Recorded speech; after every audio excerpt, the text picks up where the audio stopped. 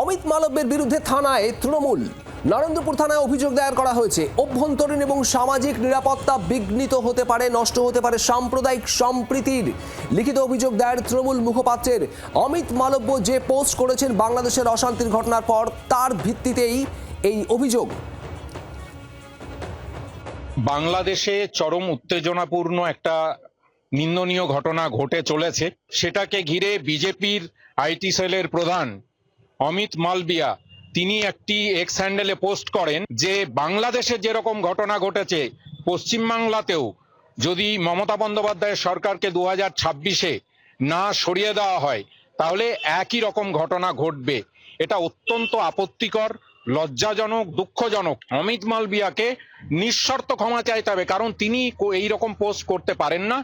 তার বিরুদ্ধেই আজকে এই নরেন্দ্রপুর থানায় আমরা এফআইআর করলাম ওনার নামে।